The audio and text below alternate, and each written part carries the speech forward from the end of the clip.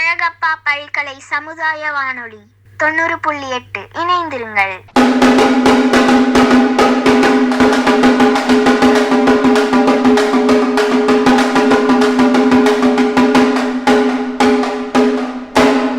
அழகப்பா பல்கலை சமுதாய வானொலியில் நேயர்கள் கேட்க இருப்பது கண்ணம்மாவும் காமாட்சியும் நிகழ்ச்சி. வாங்க கண்ணம்மா, என்ன அந்த வேகாத வெயில்ல அலைஞ்சிட்டு வந்த மாதிரி இருக்கு? ஆமா காமாட்சி, சரியான வெயில். ஒரு வேலையா போஸ்ட் ஆஃபீஸ் வரைக்கும் போயிட்டு வந்தேன். அது சரி கண்ணம்மா, இந்த வெயில்ல யாருக்கு போய் தபால் போட போனீங்க? என்ன காமாட்சி, போஸ்ட் ஆஃபீஸ்க்கு போனாவே தபால் போடுறதுக்கு தான் போடணும் அப்படின்னு நினச்சிக்கிட்டீங்களா? போஸ்ட் ஆஃபீஸில் நிறைய சேமிப்பு திட்டங்கள் இருக்கு. இப்போ அங்கே பேங்க் மாதிரி இப்போ எவ்வளோ பேர் கூட்டமாக காத்துக்கிட்டு இருந்தாங்க தெரியுமா? என்ன சொல்றியே கண்ணம்மா, நான் கூட ஏதாவது சீட்டு போய் வெளியில போடலான்னு நினைச்சேன். என்னோட காசெல்லாம் மாசம் மாசம் செலவு பண்ணிடுறேன்ட்டு ஏதாவது ஒன்று சிறு சேமிப்பு பண்ணலாம் தான் நினச்சிக்கிட்டு இருந்தேன். சரி, நீங்க சொல்ற மாதிரி இந்த போஸ்ட் ஆஃபீஸ்லேயே கூட ஏதாவது சிறு சேமிப்பு போடலாமோ? காமாட்சி, ஒரு நாளும் எவ்வளவு நியூஸ் பார்க்குறீங்க. சீட்டு கம்பெனிலேருந்து பணத்தை எடுத்துக்கிட்டு ஓடி போன கதையெல்லாம் எவ்வளவு நியூஸ் பார்க்குறோம். அந்த மாதிரிலாம் எதுவும் பண்ணாதீங்க. அஞ்சலகத்தில் அரசாங்கம் நிறைய சேமிப்பு திட்டங்கள் கொண்டு வந்திருக்காங்க இப்போ. அதுவும் பெண் குழந்தைகளுக்காகவே ஒரு செல்வமகள் சேமிப்பு திட்டம் அப்படின்னு ஒரு சிறப்பான திட்டத்தை கொண்டு வந்திருக்கதா இன்னைக்கு போஸ்ட் ஆஃபீஸில் நான் பார்த்தேன். அட இருங்க கண்ணம்மா, இந்த செல்வமகள் சேமிப்பு திட்டம் நான் போடலாமா? தாராளமாக போடலாம். உங்களுக்கு 10 வயசுக்குள்ளேன்னா போடலாம். அச்சச்சோ, எனக்கு வயசாயிருச்சே கண்ணம்மா. அது போகட்டும் கண்ணம்மா, எனக்கு இல்லைன்னா என்ன, நம்ம வானொலியை கேட்குற பெண் குழந்தைகள் வச்சுக்கிட்டு இருக்கவங்களாவது இந்த ஸ்கீம்ஸில் பயனடையட்டும். சரி கண்ணம்மா, இந்த செல்வமகள் சேமிப்பு திட்டம் இதை பற்றி கொஞ்சம் விரிவாக சொல்லுங்க நம்ம மக்களுக்கு. கண்டிப்பாக காமாட்சி, நான் நினச்சிக்கிட்டே தான் வந்தேன் இதை பற்றி கண்டிப்பாக நம்ம நேயர்களுக்கு சொல்லணும் அப்படின்னு. இந்த திட்டத்தில் சேர்றதுக்கான முதல் தகுதி 10 வயதுக்குள்பட்ட பெண் குழந்தைகள் இருக்கணும். அவங்களுடைய பெயரில் காப்பாளர் அவங்களோட அம்மாவோ அப்பாவோ இல்லை யார் வேணாலும் அவங்களோட தாத்தா பாட்டி யாராவது காப்பாளர் அவங்க பெயரில் கணக்கு தொடங்கலாம். சரி கண்ணம்மா, இந்த செல்வமகள் சேமிப்பு திட்டத்தில் எவ்வளவு ரூபாய் இருந்தா நம்ம கணக்கு தொடங்கலாம்? இந்த செல்வமகள் சேமிப்பு கணக்கு தொடங்குறதுக்கு உங்ககிட்ட 250 ரூபாய் இருந்தா போதும் காமாட்சி. இது குறைந்தபட்ச அளவு. இதுக்கு மேல அதிகபட்சமா எவ்வளவு பணம் வேணாலும் செலுத்தலாம்.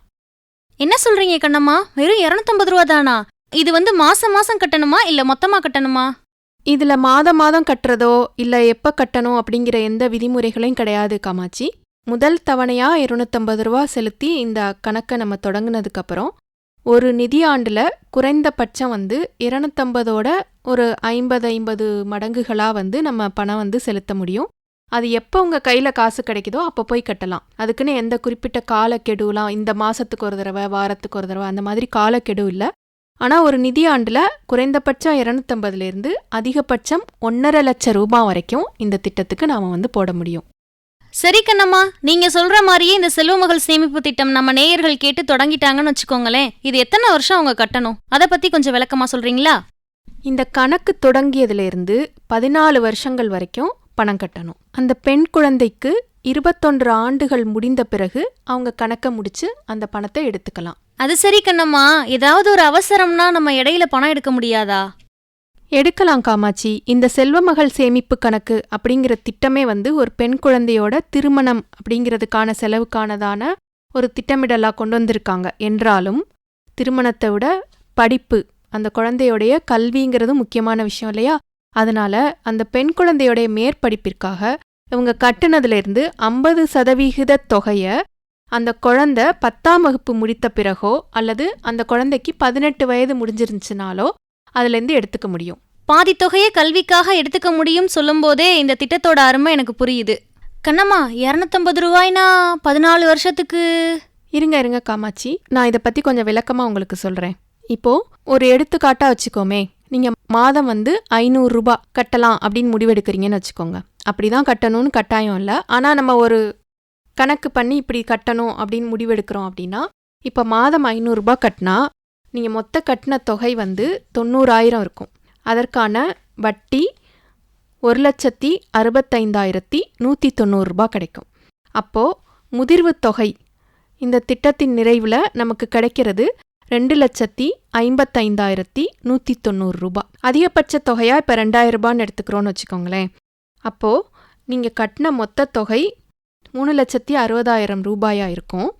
அதற்கான அதற்கான வட்டி 6,60,744 ரூபாய்.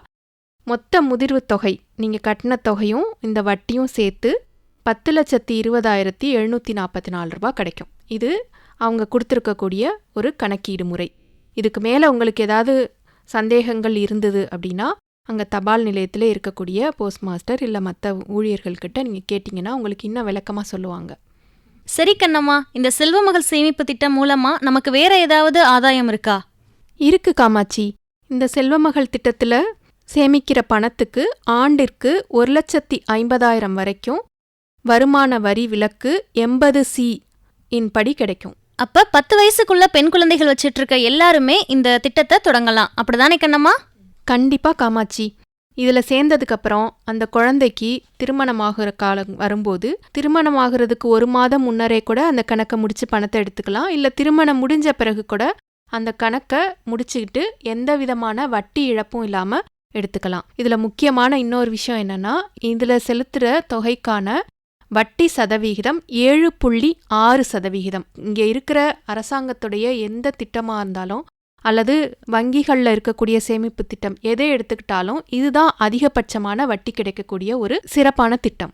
சரி கண்ணம்மா, சரி கண்ணம்மா, எனக்கு நேரமாச்சு, நான் கிளம்புறேன். என்ன பேசிக்கிட்டு இருக்கும்போதே பாதியிலே ஓடுறீங்க காமாட்சி? இவ்வளவு நேரம் என்கிட்ட நீங்க செல்வமகள் சேமிப்பு திட்டத்தை பத்தி நீங்க சொன்னீங்கல்ல, அதை கேட்டோன்னே எனக்கு எங்க அக்கா மகன் ஞாபகம் வந்துருச்சு. அந்த பிள்ளைக்கு இப்பதான் 8 வயசு ஆகுது. நான் இப்பவே போய் போஸ்ட் ஆஃபீஸ்ல செல்வமகள் சேமிப்பு திட்டத்தை தொடங்கிடுறேன். ரொம்ப மகிழ்ச்சி காமாட்சி.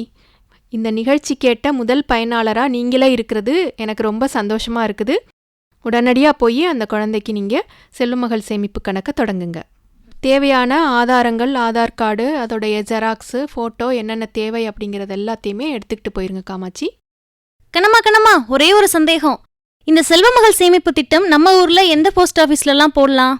நீங்கள் எந்த போஸ்ட் ஆஃபீஸில் வேணாலும் நீங்கள் கணக்கை தொடங்கலாம். அதனுடைய எந்த கிளையில் வேணாலும் நீங்கள் தவணையை கட்டிக்க முடியும். இப்போ எல்லாமே கணினி மயமாக்கிட்டாங்க. அதனால நீங்கள் எங்கே கணக்கு தொடங்குனீங்களோ அங்கேயே தான் போய் கட்டணும் அப்படிங்கிறதெல்லாம் கிடையாது. இங்கே இருக்கிற எந்த கிளை அஞ்சலகத்துலேயும் நீங்கள் போய் அந்த மாதத்தவணையை உங்களுக்கு எது பக்கத்தில் இருக்கோ, அப்போதைக்கு எது வசதிப்படுதோ அங்கே கூட போய் நீங்கள் அதுக்கு கொடுத்துருக்க அந்த பாஸ்புக்கை எடுத்துகிட்டு போய் நீங்கள் காட்டி அப்பப்போ நீங்கள் பணத்தை செலுத்திக்கலாம். ரொம்ப எளிமையாக வச்சுருக்காங்க இந்த திட்டத்தை. சரி கண்ணம்மா, இந்த திட்டத்தை பற்றி நான் முழுமையாக புரிஞ்சுக்கிட்டேன். இருங்க காமாட்சி, அவசரப்படாதீங்க. தேவையான சான்றிதழ்கள் எல்லாத்தையும் எடுத்துக்கிட்டு போகணும். அப்படியா கண்ணம்மா? என்னென்ன சான்றிதழ்கள் எல்லாம் கொண்டு போகணும்? கணக்கு துவங்க இருக்கிற பெண் குழந்தையுடைய பிறப்புச் சான்றிதழ் மற்றும் பெற்றோர் காப்பாளருடைய முகவரி மற்றும் இருப்பிடச் சான்றிதழ், இதை நீங்கள் எடுத்துகிட்டு போங்க. அந்த எல்லா சான்றிதழுக்கும் நீங்கள் ஒரு நகல் எடுத்து வச்சுக்கிறது நல்லது. நிகழ்ச்சியை கேட்டுட்டு இருக்க நேயர்களுக்கும் இது முழுமையாக புரிஞ்சிருக்கும்னு நாங்கள் நம்புகிறோம். மேலும் இது பற்றிய ஏதாவது உங்களுக்கு தகவல் வேணும்னா உங்க பகுதிக்கு அருகில் இருக்கக்கூடிய தபால் நிலையத்தில் போயிட்டு இதை பற்றி மேலும் நீங்கள் தெரிஞ்சுக்கலாம். இவ்வளவு நேரம் இந்த செல்வமகள் சேமிப்பு திட்டத்தை பற்றி கேட்டுக்கிட்டு இருந்த அழகப்பா பல்கலை சமுதாய வானொலி நேயர்களுக்கு கண்ணம்மா காமாட்சியின் நன்றிகள். மீண்டும் ஒரு நல்ல சந்தர்ப்பத்தில் ஒரு நல்ல தலைப்புடன் உங்களை சந்திக்கிறோம். நன்றி நேயர்களே. இந்த நிகழ்ச்சி நம்ம அழகப்பா பல்கலை சமுதாய வானொலி மற்றும் அழகப்பா பல்கலைக்கழகத்தின் இன்டர்நெட் ரேடியோ, ஸ்பாட்டிஃபை, கூகுள் பாட்காஸ்ட்லையுமே ஒளிபரப்பு செய்யப்படும்.